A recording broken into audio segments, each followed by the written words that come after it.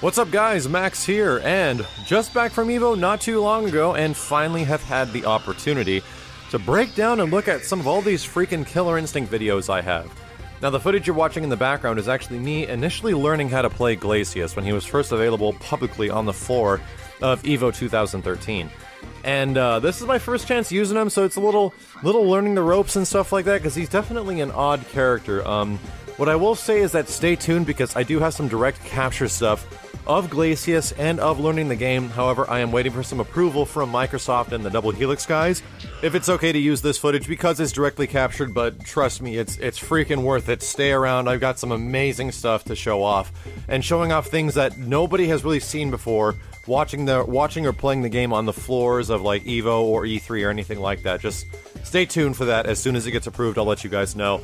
But let's talk about Glacius, and let's talk about a little bit of my first impressions of him and what you can expect from this character. So as you can probably see from the footage running in the background, Glacius is definitely the more unique fighter in the game of three characters so far, than the other two being Jago or Saberwolf. Saberwolf's got some unique things with like running, and Jago is pretty much essentially like the Shoto balance character in the entire game. But Glacius definitely is leaning towards a much different side, and that side is more of a spacing and not as much keep away game, but more of like a zoning character.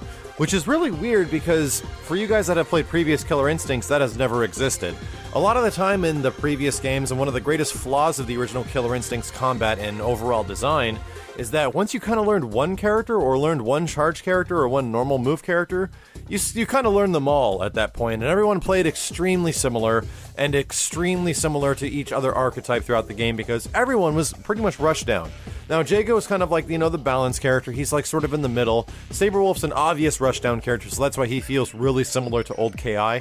And Glacius, now taking this weird archetype of like a zoning character, feels totally different. Like this character, and I use this term not loosely, he feels really alien, and that's exactly what he is. A lot of his moves feel really awkward in comparison to the other cast, and not awkward in a bad way, just something that I'm not used to in a Killer Instinct game. Things like he has his puddle punch back, he has his cold shoulder back, things that are like, you know, iconic staple moves of the character. But now he doesn't have his fireball, he has these hail things that come from the sky.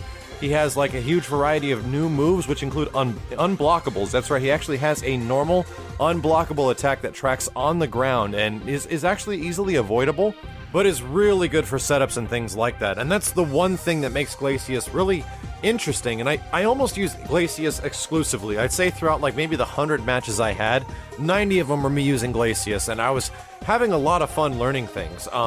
Especially you guys might have noticed at the stage performance at the end of the day, one of the things that Glacius has is these like crazy full range like auto doubles. Literally the dude can do auto doubles from max distance across the entire screen, and that is his unique like combo trait. How Jago had his around the world thing, and Saberwolf had like rapid doubles where you press the same button over and over again. This alien dude can literally combo you from full freaking screen, albeit the sacrifice of that ability is the fact that he just does less damage than Saberwolf and Jago. In my overall impression, my big thing in the new KI is that I try to go for the max damage all the time, and I get really greedy.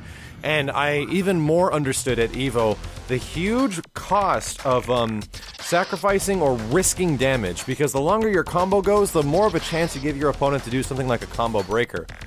So a lot of the guys that were really good with Glacius, or the dudes that were on the developer team that were really good with Glacius, like Filthy Rich and like John Batista, who I talked to a lot, these guys were actually getting as much damage as they possibly could very fast. And that's where he seems to be really powerful, is that he gets like 10% here, 15% here from like full distance. He gets like a quick 25% and things like that. I was able to get up to like, you know, 40 to 50% damage with Glacius, but it's actually really hard because a lot of his auto doubles are very easy to scout. You can actually see them and combo break them pretty fast. Now, I don't even want to talk about the new combo breaker system, because I want to make an entire video dedicated to how crazy this is and why there were so many freaking combo breakers on the last day of me playing Glacius on stream at EVO. And a big reason is that, dude, scouting Glacius's moves is pretty freaking easy. It can be really easy, but there is ways around this, and there is like manuals and ending your combos earlier and all this type of stuff. But as far as getting back to Glacius, I'll definitely tell you that you guys that are familiar with characters from other fighting games, like especially Capcom games, Glacius takes some resemblances to a lot of them. Like, I got a huge vibe of Dalsum. He has like a yoga sniper type of move. He has very stretchy limbs that go across the entire screen. He's also very similar to Blackheart from Marvel vs. Capcom 2 as far as his screen presence and some moves as far as like meteors coming from the sky, as well as Dormammu as well, who is already very similar to Blackheart.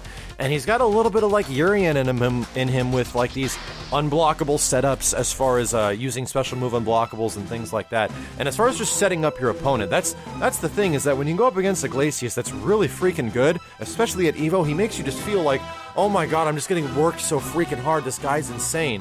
But when I use him, like, it's crazy how, like, I see the disadvantages I have using the character the most because I'm just not as good with him yet.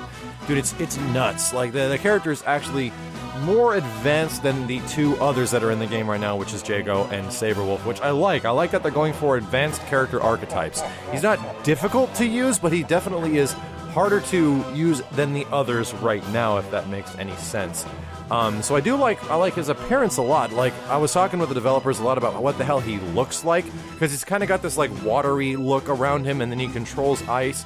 And what they literally told me is that Glacius is no longer just a T-1000 copy Iceman, which is what I would usually call him.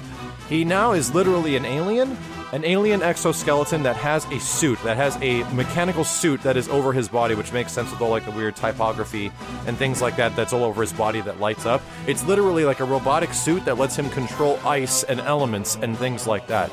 So it makes a lot more sense when you actually see the character and you understand like where his actual story is, because, oh, he actually looks like an alien now.